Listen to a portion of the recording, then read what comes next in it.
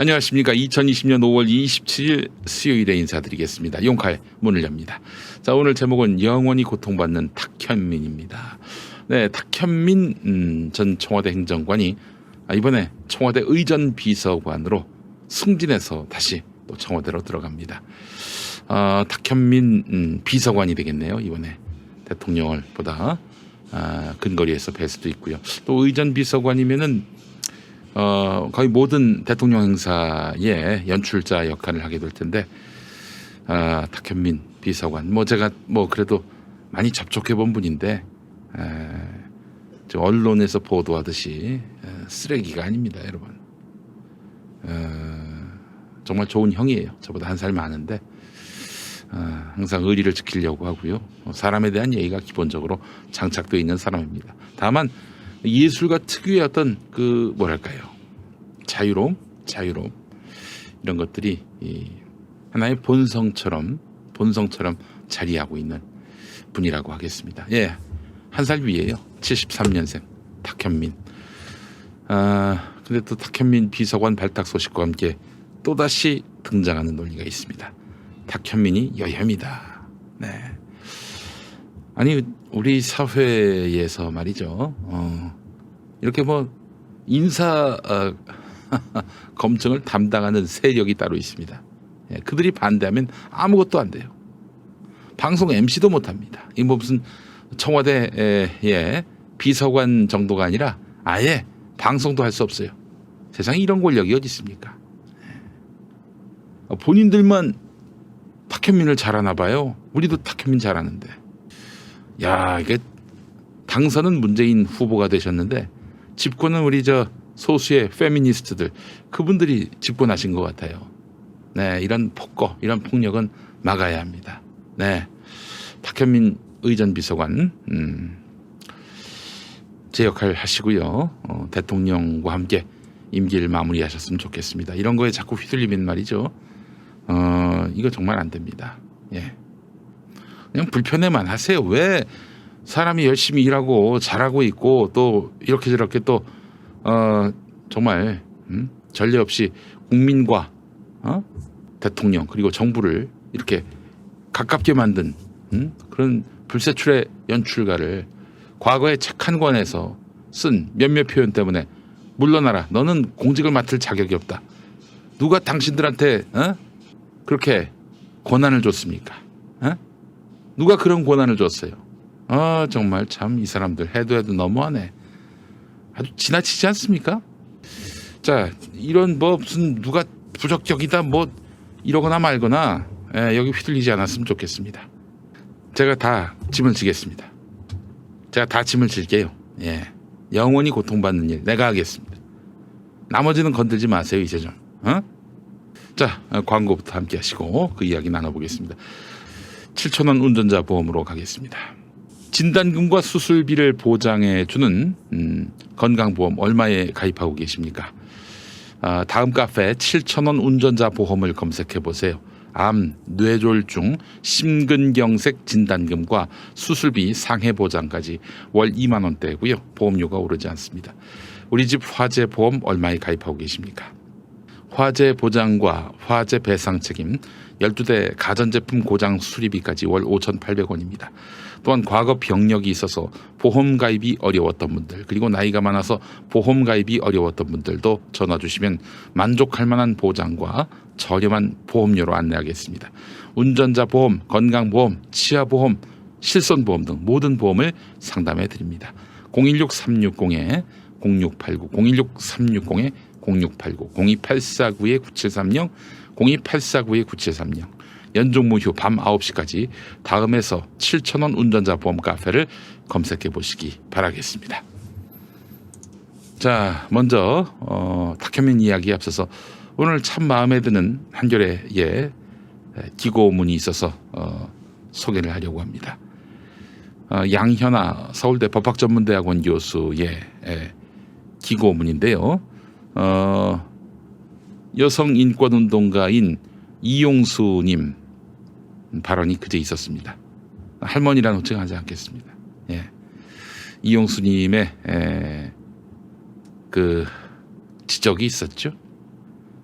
지적한 그 손가락 뒤에 가린 더 큰 정의와 진실의 달을 똑바로 바라보자. 뭐 알듯말듯한 제목입니다. 읽어보면은 여러분 참 괜찮은 칼럼이다 라는 걸 느끼실 거예요. 모처럼 한겨레가 좋은 칼럼 실었어요. 예. 칼럼은 아니고 이제 이 기고문인데요. 예. 이용수님의 인터뷰를 크게 정의기억연대의 회계 불투명 의혹과 정의기억연대의 운동 방식에 대한 문제 제기라고 나눌 수 있다면, 전자는 회계 불투명 의혹 같은 경우는 정의연에 대한 조사에서 밝혀질 것이라고 믿는다. 그렇습니다. 저는 이거 지켜보겠습니다. 아직 알 수가 없어요.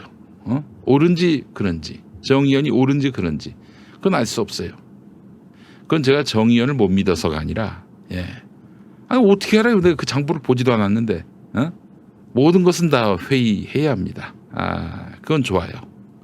그는 분명히 정의연에 대한 조사 과정에서 밝혀질 것이라고 믿는데, 양현아 교수에게 주목되는 부분은 정의연의 운동 방식에 대한 문제 제기, 여기에 있다는 거예요. 정의연이 할머니들을 팔았다, 할머니들을 이용했다, 이제 피해자분들을 말씀하는 거죠.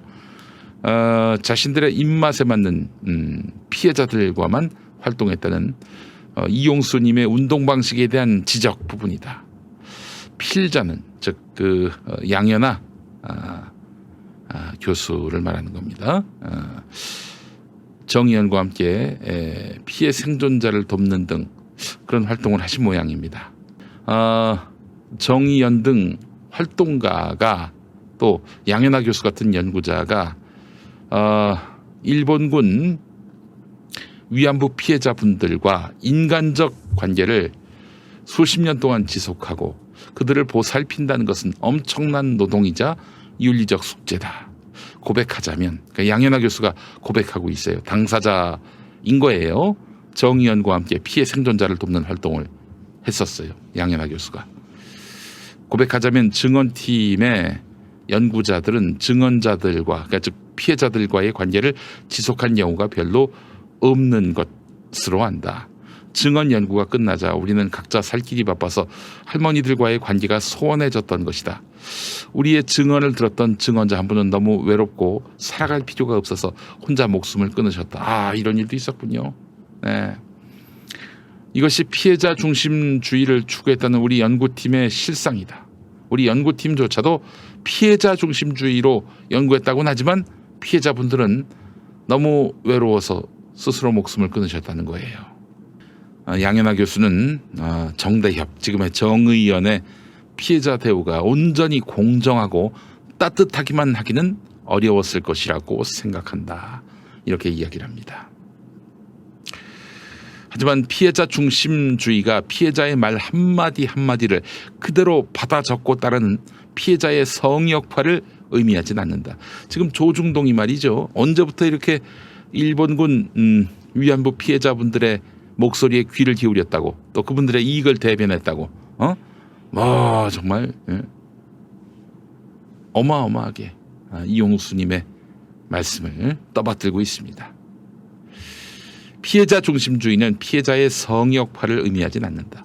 피해자 중심주의는 피해자만이 위안부 피해에 대해서 말할 수 있는 유일한 발언자이며, 그녀가 말하는 것이 마치 절대 진리인 것처럼 성화, 거룩할 성자죠. 성화하는 것을 의미하지 않는다. 그녀는 나와 마찬가지로 살아있는 존재다. 이렇게 되어 있습니다.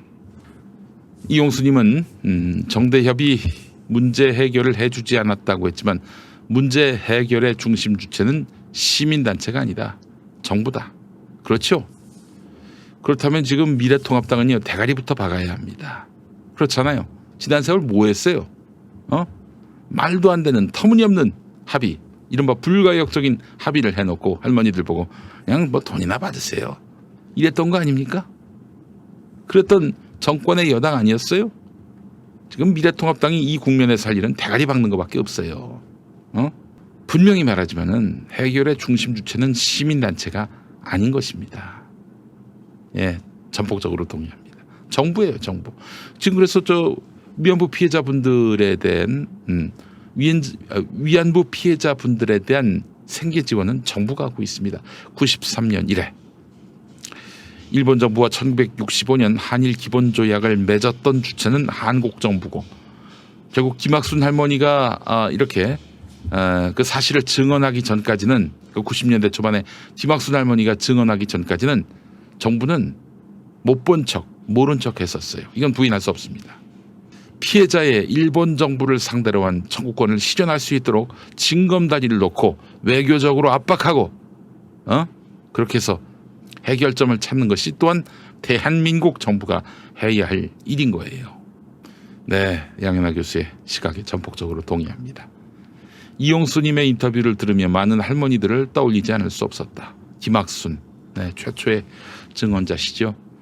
강덕경, 황금주, 문옥주, 석복순, 김복동, 최갑순, 한옥선, 안법순, 강일출, 길원옥 같은 별 같은 이름들. 그 많던 할머니들은 다 어디로 가셨을까? 그동안 한국 정부에 신고한 한국의 피해자는 2019년 현재 240명이지만 오늘의 생존자는 17명이다. 더욱 중요한 점은 살아서 모국에 귀환하지 못했던 피해자들이 8만에서 20만으로 추산되는 조선인 피해자들의 대다수를 이루고 있다는 점이다. 그래요. 이게 신고하신 분만 240분에 불과했군요. 최대 20만으로 추산되는데. 피해자 중심주의는 이렇게 동시원적이고 역사적으로 구축된 피해자성에 기초해야 하고, 피해자의 회복이란 지금 살아계신 개인들에게 위로금으로 결코 가능하지 않는 진실규명과 법적 해결의 방향성 위에서만 구현될 수 있다. 정말 한마디 한마디 다 동의를 안 할 수가 없습니다. 전 그래서 이런 얘기합니다. 5달 후에 보자. 지금 이 논란, 저 단 한 번도, 단 한 번도 라고 말할 수는 없겠죠. 언제 이렇게 일본군 위안부 피해자분들의 목소리를 경청했다고 이제 와가지고 누가 보더라도 저건 당리당략적인 거 아닙니까? 정파적인 거 아니에요? 정략적인 거 아니에요? 그럼 그들의 이슈 파이팅, 아젠다 세팅에 대해서 왜 휘말려야 합니까?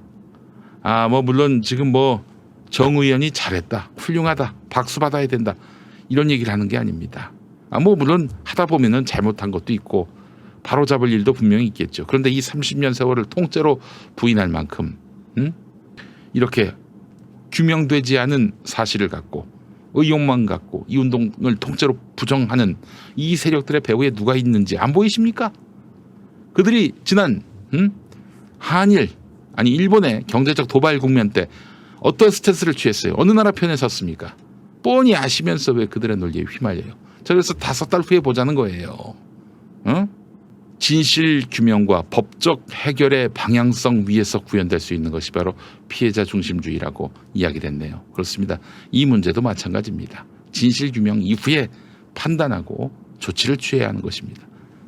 지금 이렇게 산발적으로 여기저기서 우후죽순격으로, 그리고 한 분의 입만 바라보면서 이루어지고 있는 이런 여론몰이.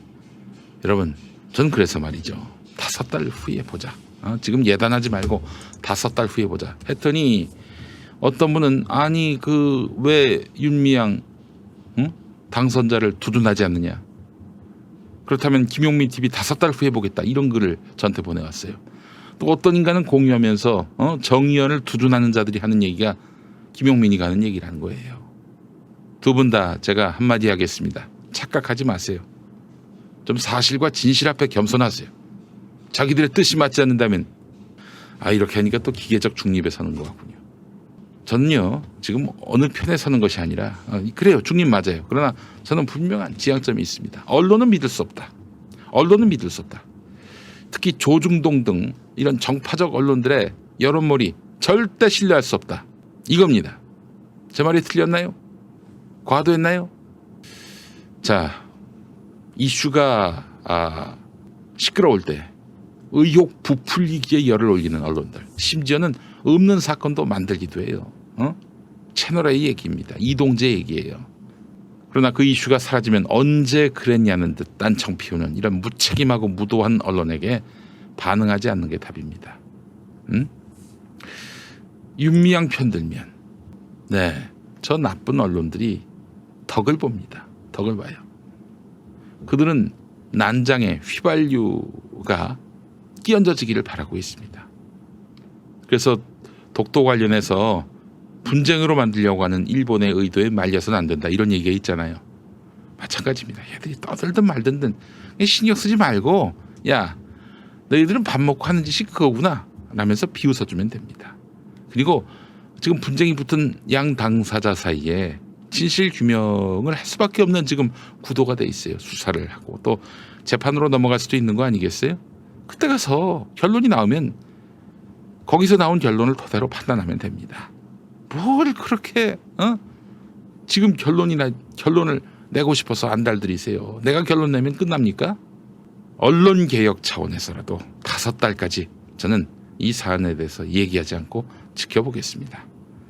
아니, 명확하게 드러난 사실이 없는데 여기서 예단하고 규정하면 언론들하고 하는 짓이 뭐가 달라요? 그렇지 않습니까? 언론들이 하는 짓하고 뭐가 달라요? 제 얘기가 틀렸습니까? 자, 뭐 5달까지 가지 않을 수도 있어요. 좀 지켜봅시다. 아니, 뭐 5달 지켜본다고 무슨 우리가 손해보는 게 있습니까? 누구를 믿어요? 누구 말에 장단을 춥니까? 참나 기다립시다. 기다립시다. 자, 탁현민 얘기해 보겠습니다. 오늘 한국일보 기사가 아주 돌출됩니다. 그렇게 탁현민을 괴롭혔던 한겨레 경향은 조용해요. 근데 한국일보 보세요. 페미니즘 정부라더니 여성 비하 탁현민 다시 불러들였다. 청와대가 이렇게 제목을 달고 있어요. 여성 혐오 전력이 정리되지 않았다. 콘돔 사용은 섹스에 대한 진정성을 의심하게 만들기 충분하다고. 고등학교 때 친구들과 여중생 한 명을 섹스로 공유했다. 좋아하는 애가 아니었기에 어떤 짓을 해도 별로 상관이 없었다. 이거 보십시오. 요게 실제 있었던 일이 아니라 그냥 판타지 속의 이야기, 지어낸 얘기예요. 지어낸 얘기입니다. 요거 갖고 누군가가 내가 그 탁현민의 여중생이었다 글 썼다가 저 유죄 판결 받았을걸요? 유죄는 아니고 민사 배상 받았나? 그래, 형사까지는 안 갔던 거, 형사가 아니라 민사였던 것 같습니다. 정정하겠습니다. 이거 편집해 주시고. 내가 그 탁현민의 여중생이었다라고 했던 사람 소송에서 졌어요. 탁현민이 이겼습니다. 이것만 보면은 진짜 천하의 몹쓸 놈으로 만들어 버립니다. 차포 다 떼고. 그런데도 청와대가 탁현민을 거듭 발탁하는 것은 오만으로 비칠 수 있다는 우려가 크다. 그래요. 페미니즘 정부라는 아젠다의 진정성도 도마에 올랐다. 이렇게 얘기를 했습니다. 이제 이게 두 가지 문제가 있어요. 우선 첫 번째, 여기 저 레디컬 페미니스트들은 계속 어떤 욕망이 있냐면은 우리가 안 된다면 안 된다. 이 일종의 권력 아니겠어요? 권력이죠, 그게. 누군가를 대고 안 대고 하는 게 권력 아닙니까? 이 권력을 끊임없이 확인하고 싶은 거예요. 김용민에게서 확인했고 정영진에게서도 확인했고 이제 또 탁현민에게서도 확인하고 싶어요. 권력은 계속 입증해야 그 권력이 유지되는 거거든요. 그렇잖아요, 여러분. 복싱도 타이틀 매치를 해서 계속 그 타이틀을 지켜야 되는 거 아니겠어요? 챔피언 타이틀을. 그래서 이번엔 또 탁현민을 도마 위에 올렸습니다. 오늘 아침 신문 보니까 뭐 조중동은 제가 아예 보진 않았고요. 한국일보 정도가 이렇게 시비를 거는 것입니다. 아니, 언제 이들에게 우리가 권력을 부여했습니까? 언제 우리가 이들에게 권력을 부여했어요? 이 사람 되고 이 사람 안 되고 자르고 붙이고 할 권리를 언제 이자들한테 줬습니까? 레디컬 페미니스트. 이들은 여성운동을 앞세워서 여성의 인권을 앞세워서 여성의 권익을 앞세워서 지금 권력을 행사하고 있는데 우리 대한민국 여성분들이 언제 그들에게 권력을 이렇게 부여하셨습니까? 여혐주의자들 다 내쫓으라고 그 권력을 언제 그 자들한테 위임을 했어요? 오만하기 이를 데가 없습니다. 여러분, 그 장정일 소설가 아시죠? 장정일 소설가가 사실은 예전에 소설에서 너무나 노골적인 성적 표현 때문에 이분이 구속이 됐습니다. 구속이 됐어요. 그리고 누구야? 저 마광수 교수님도 소설을 썼는데 성적 판타지를 담은 소설들을 썼다가 또 구속이 됐습니다. 여러분, 이 사회가 정상적인 사회입니까? 생각을 했다고 글을 썼다고 그걸로 감옥을 보내요. 그리고 에로티시즘은 인간이 생겨난 이래 계속해서 예술의 소재로 쓰여왔습니다. 그 예술의 표현을 했다고 그렇게 감옥에 집어넣은 나라가 이게 정상적인 나라입니까? 탁현민의 책도 실은 그런 맥락으로 보시면 돼요. 이야기를 지어냈으니까. 근데 그런 생각을 했다고 어머 흉측해, 어머 저질 이러면서 감옥에 보내고 밥줄을 끊고 일 못하게 하고, 이게 정상적인 사회입니까? 엄숙주의로 돌아가는 거죠. 엄숙주의로 돌아가는 거예요. 판타지를 예술로 만드는 것, 이게 과도하면 안 되죠. 사회적 통념상 이게 좀 용인되기 어려운 부분들이 있다면은 그것은 뭐 그거대로 공적 통제를 하면 됩니다. 그런데 한 사람을 완전히 여혐주의자로 몰아서 그 사람을 영원히 고통받게 한다. 이건 진짜 전체주의 사회, 파시즘이 작동하는 사회라고 볼 수밖에 없습니다. 그래요. 전 이런 사회를 우리 사회가 이런 사회가 돼서는 안 된다고 생각을 합니다. 정영진은 방송에서 컨셉 삼아서 마초 역할을 했었습니다. 방송에서 그의 어떤 캐릭터가 그러하다고 그 사람을 영원히 방송에서 추방시켜야 한다? 이 도대체 어느 사회에서 이런 야만의 논리가 통용될 수가 있습니까? 이 사람들은 끊임없이 권력을 확인하고자 여성주의 이름을 앞서서 여성 인권을 앞세워서 이렇게 자기들에게 고분고분하지 않은 사람이라든지 또 여성주의에 대해서 도전하는 사람들을 이런 식으로 공적 무대에서 퇴출시키는데 좀 혈안이 되어 있습니다. 이건 또 하나의 파시즘이에요. 맞서 싸워야 됩니다. 저는 그 어떤 파시즘과도 맞서 싸워야 된다, 이런 생각이 듭니다. 우리 대중이 판단하면 됩니다. 저 미친놈 놀고 있네, 어디서 까불어, 이렇게 판단하게 해야지. 이 소수의 이른바 운동가라는 사람들이 말이죠, 저 사람은 되고 저 사람은 안 되고, 이게 그 논리하고 뭐가 달라요? 정권에게 협력하지 않은 사람, 정권에게 반기를 드는 사람들, 저런 사람들은 다 솎아내야 된다. 방송에서 다 퇴출시켜야 된다. 이거하고 뭐가 달라요? 지들하고 생각이 다르다고. 저는 이런 식으로 뭐 탁현민이나 정영진을 여혐주의자로 본다면은 전 좋습니다. 그러면 저쪽 반대편 이런 식으로 아무에게나 여혐 갖다 붙이는 사람들에게 전 남혐을 한번 갖다 붙여볼까요? 야, 너희들은 지금 여성 우월주의를 얘기하잖아. 남성을 다 무릎 꿇려가지고 열등한 존재로 그렇게 낙인 찍어가지고 그런 주의 주장을 펼치는 남혐주의자지, 맞지? 이렇게 한번 얘기해 볼까요? 이거는